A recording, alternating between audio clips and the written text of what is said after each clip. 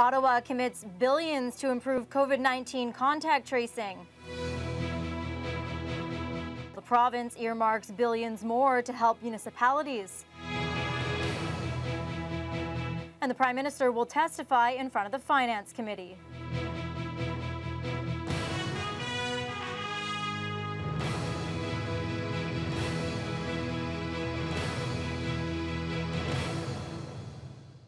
Good evening and thank you for joining us. Details on Canada's $19 billion Safe Restart Agreement are now coming to light after a major announcement here in Thunder Bay from Canada's Health Minister. Patty Hajdu hosted a news conference this morning outlining nearly $4.3 billion to boost contact tracing and testing capacity across the country. Corey Nordstrom has more. 2 weeks ago, the Prime Minister announced $19 billion towards a Safe Restart Agreement between the federal, provincial and territorial governments of Canada. Now, Health Minister Patty Hajdu clarifies where some of that money will be going. $4.28 billion of the Safe Restart will go to expand testing and contact tracing capacity and the associated data management and information systems. Those funds will be divided into 3 parts and on a per capita basis to each province and territory, allowing for 200,000 COVID-19 tests to be conducted per day. Rapid testing allows for the ability to do the rapid contact tracing, and that is really critical to containing the virus, making sure that people have the information they need to prevent the further spread to their loved ones. The data management system from Public Health Ontario is supposed to be in place in a week's time, says the federal health minister, and the district's medical officer of health says it can greatly improve their abilities at the Thunder Bay Health Unit. It's much more user-friendly. It'll actually help us quickly get the information into the system in a much easier way. It'll help us manage outbreaks where we link cases and contacts. It'll help us do our appropriate documentation. Hajdu says an updated data management system is a long time coming and should help in the event of another similar health scare down the road. Things like data management systems that are national, that are coordinated, that actually get the data to people they need in a timely fashion just don't exist. And so we've been investing ever since, but this is about making sure that we can fill those gaps to protect us for potentially future outbreaks that may be coming. The day's announcement accounted for less than a quarter of the $19 billion for the Safe Restart Agreement. While Hajdu couldn't specify where the rest of that fund would be going, she did say that a big chunk would be towards sick pay, with childcare and an overall strengthening of the healthcare system also garnering added attention. Corey Nordstrom, TVT News. Meanwhile, Dr. Janet DeMille says she's happy with what she's seen in the short time the indoor mask mandate has been in effect. Enacted on Friday by the District Health Unit, the direction advised for masks to be worn in indoor public spaces by all who can. The mandate is education-based, looking to promote the benefits that wearing a mask can have on lowering the possible spread of COVID-19. DeMille says in order for the directive to work, the public will have to buy in despite the lack of enforcement. A high percentage of the population is wearing masks, especially in those crowded spaces or spaces that could be crowded. That can reduce the transmission of COVID-19. And if we're all consistently doing that, we could have lower rates of spread of the virus, which is really important. DeMille says for businesses that want to, they can refuse entry to anyone not wearing a mask, but she's also asking people not to judge those who are exempt from wearing masks because of health reasons. The Ontario government is providing up to $4 billion to municipalities across the province as part of the Safe Restart Agreement. Premier Ford says the funding will help cities maintain their critical services for the next several months. That's $4 billion to support homeless shelters, women's shelters, food banks, public health, and transit. I made a commitment that I would fight for the municipalities, I would fight for transit systems, and I would fight for every Ontarian. So when we went to the federal table, along with my fellow premiers, I did just that. I fought for transit, I fought for municipalities, and in a show of unity, the federal government stepped up to the plate. Details on how exactly that funding will be rolled out to municipalities will be released over the coming weeks. Mayor Bill Morrow says the outlook for the city has certainly improved after the news coming from Queen's Park today. He's not exactly sure how much support will end up in Thunder Bay, but he's expecting to find that out in the coming weeks. Regardless, Morrow says the assistance is expected to help the city put a dent in its $7 million projected deficit due to COVID-19. Discussion, knowing that we're going to get this assistance, that 7 will go down. We know we've got a significant rate stabilization fund that we can draw on as well. So I think all said, some of the work that we've done as a council to find savings, this announcement today and the most updated projected deficit position, hopefully the community's starting to get a little bit less concerned about any potential large tax hikes or service reductions directly related to the COVID-19 pandemic. Now, as mentioned, the anticipated financial impact of COVID-19 on city coffers isn't as bad as the initial estimates and is now projected to be around $7 million. Back in May, the city had anticipated a nearly $13 million hit. City Council has initiated several cost containment measures since the start of the pandemic. The city has saved about $1.4 million in utility and fuel costs. It's also trimmed $1.2 million in health benefits.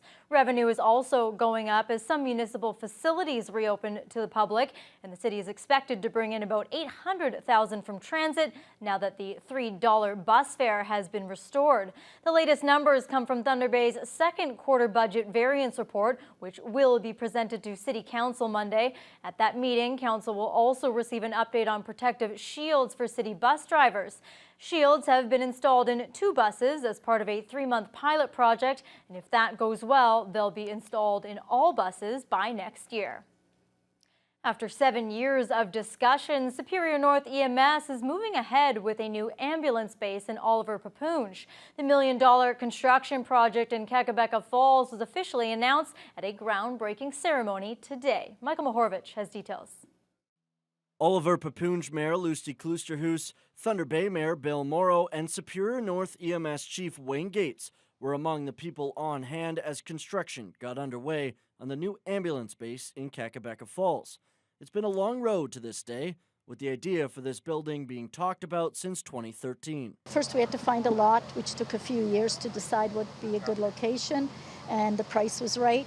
And then we started looking at the type of building. So it took a while, but we got together a design that was approved by all, and then it went out for tender. That went rather quickly, and so now they're just going at her. The new building costs just under $1 million and replaces the EMS building in Conmee that's been in use since 2001. It will house 1 ambulance team, and construction is expected to take several months. Superior North EMS is expecting to move in before the new year. This station is definitely going to enhance the level of service we can deliver to the communities out here in Oliver, Papoonge, Conmee, and O'Connor. When we looked at moving the station here, actually our current location where we are, we get to 60 calls in under 12 minutes. This new location is going to allow us to get to about 220 calls in under 12 minutes. The City of Thunder Bay is the designated delivery agent for land ambulance in our district. As a result of that, we have the responsibility for ensuring that we meet the responsibilities that come with that decision. This site here represents a partnership between the city and Oliver Papoonge. The new building in Kakabeka Falls isn't the only infrastructure project that Superior North EMS is working on. They've told TBT News that they plan on tabling another project for City Council to review sometime in the fall, but they wouldn't say which municipality that building is for. Michael Mahorovich, TBT News. A preliminary hearing has begun for a Thunder Bay man charged with killing another man and seriously injuring a 3rd person in 2019. 23-year-old Nathaniel Austin Wesley is charged with 2nd-degree murder and aggravated assault in connection with the incident on March 20th, 2019. Thunder Bay police responded to a Cumberland Street address following reports of a male on the ground. According to police, the person who called 911 believed that a baseball bat may have been used during the assault. Police located 2 male victims. One of them, 58-year-old Claude Justin Kishiqueb, was pronounced dead soon afterwards. The second victim was transported to the hospital with serious injuries. The preliminary hearing is expected to last all week, with Crown lawyers calling 20 witnesses to testify. All evidence and testimony is subject to a publication ban. The Thunder Bay Catholic District School Board held a special virtual meeting of its Board of Trustees this afternoon in order to approve the budget for the upcoming school year. During the meeting, the board passed several motions to balance its budget, which included the approval to create multiple new teaching positions throughout the district. All motions presented on the agenda were passed, including the $90 million operating fund for salaries and benefits. Next one is that the Board of Trustees approves the 2021 operating fund salaries and benefits in the amount of $90 million, $8,690. Mover? Badani, seconder? Bonso, thank you very much. Anyone opposed? Excellent. Another one passed. Great. Both the Catholic and Lakehead school boards are eagerly awaiting an announcement from the Ford government about the plan for schools returning in the fall. That announcement is expected to come sometime this week. The campaign to save Thunder Bay's Finnish labor temple, which includes the Hoido restaurant, has taken another step forward. The Finlandia Cooperative of Thunder Bay is formally incorporated with hopes of purchasing the building. The new group stepped up with a vision to reimagine the space as a multi-stakeholder co-op in May. The campaign has raised about $30,000 so far, but faces a looming mid-August deadline for offers on the building. The cooperative will begin offering memberships to the public, as well as businesses and nonprofits, for a chance to support and have a voice in the plan to keep the building in community hands. Memberships will be offered on a sliding scale based on the organization's annual revenue, with more details on memberships to be announced in the coming week. Co-op member Paula Happinen feels it's important to keep the landmark within the community.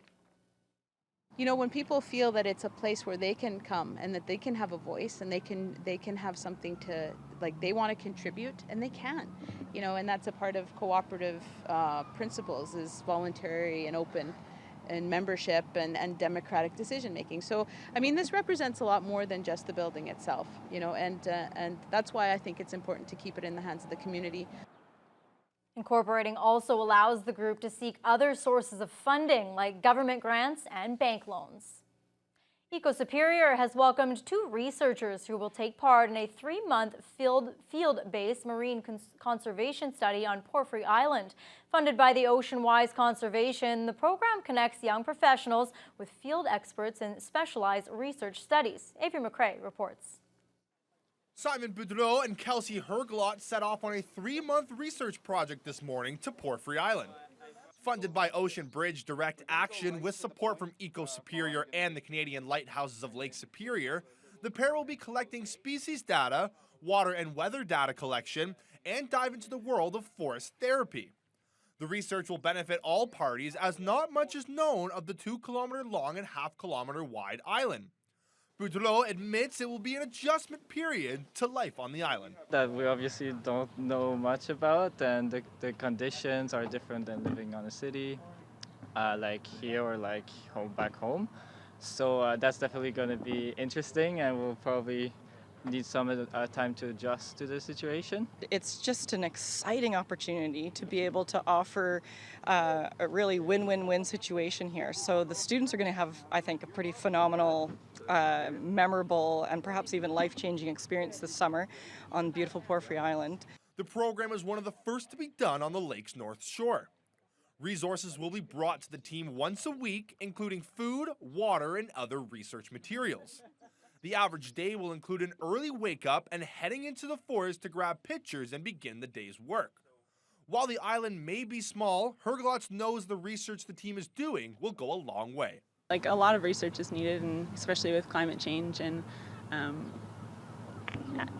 ecosystems changing. The more research they have now, the better they can track it. Porphyry Island is a fantastic place. It's becoming a more attractive place for visitors to go. And the more we know about the island and can track over time, the better we know how to take care of Porphyry and also help support the Canadian Lighthouses of Lake Superior to be able to provide better visitor experiences, as well as for Ontario Parks, better protection. Avery McCrae, TBT News.